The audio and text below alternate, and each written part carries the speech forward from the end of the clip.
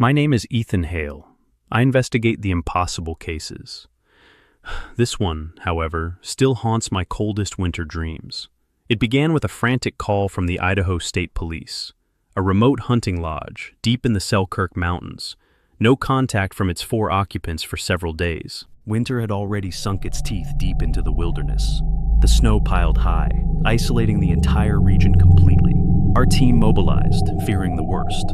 An accident, perhaps. We traveled for hours, the old Ford F-150 fighting the drifts. The icy wind howled, rattling the vehicle's sturdy frame.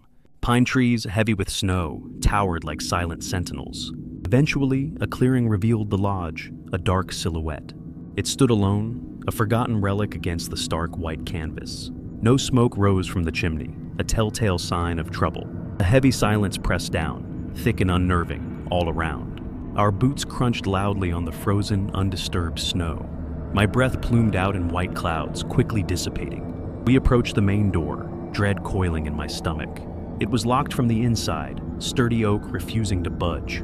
No forced entry, no broken glass, no sign of struggle visible. Deputy Miller tried the handle, then knocked sharply once more. Only the wind answered him, echoing through the desolate valley. We forced entry, a sharp crack breaking the overwhelming quiet.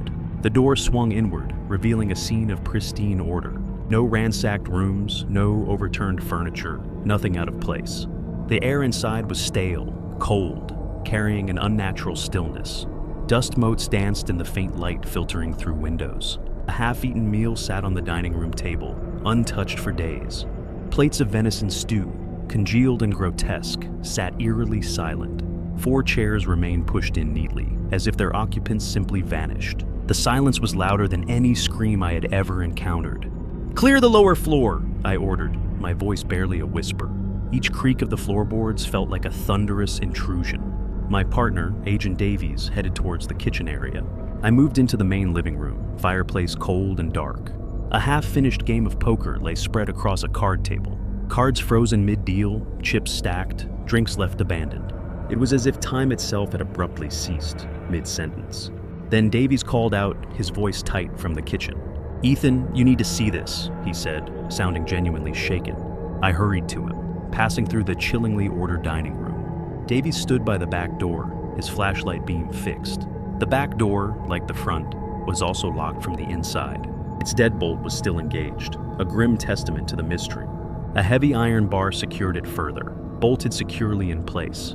"They sealed themselves in," Davies muttered, shaking his head. My eyes scanned the room, searching for any logical explanation. No broken window, no secret passage, no escape hatch anywhere. We proceeded upstairs, our movements now more cautious and slow. The silence intensified with every ascending step we took. 4 bedrooms lined the narrow hallway, doors ajar, inviting us. I pushed open the first door, revealing a neatly made bed. A book lay open on the nightstand, a bookmark halfway through. No one there, just an undisturbed room awaiting its occupant. The next room was similar, perfectly preserved, utterly empty. A sense of growing dread tightened its icy grip around me. Then, the 3rd door. This one was slightly ajar, almost inviting. I pushed it open further, a cold gust escaping from within. On the bed, under a heavy quilt, lay a figure, seemingly asleep. My heart pounded, a frantic drum against my aching ribs. I approached cautiously, flashlight beam cutting through the gloom. It was a man, mid-50s, still dressed in his hunting gear. His eyes were open, staring blankly at the ceiling above. No wounds, no blood, no signs of any visible struggle at all. His face was pale, almost translucent, completely devoid of color, a chilling absence of life, but no apparent cause for death. He looked like a wax figure, perfectly preserved in stillness. "I found one," I called out, my voice sounding hollow and distant. Davies rushed in, his face mirroring my own stunned expression. He checked for a pulse, a futile gesture we both already knew. His skin was ice cold, stiff with rigor mortis, long gone. "What in God's name happened here, Ethan?" he whispered low. We moved to the 4th bedroom, the last and final one. This door was closed, latched, adding another layer of tension. I forced it open, the old wood groaning in protest loudly. Inside, 2 more figures lay still, huddled close together. A man and a woman, tangled in a cold, silent embrace.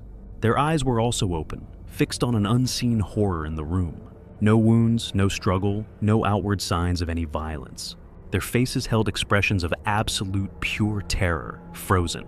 A silent scream seemed to emanate from their unmoving forms. The final victim was in the adjacent bathroom, slumped against the tub. A young man, perhaps early 20s, still holding his toothbrush.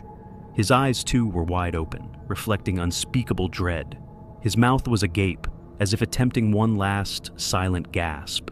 4 bodies, 4 deaths. No explanation, no logical conclusion. The lodge was a sealed tomb, a perfectly preserved death scene. It was impossible. They had locked themselves inside, then died. No footprints in the fresh snow after the initial arrival. No tracks leading away, no signs of anything approaching the lodge.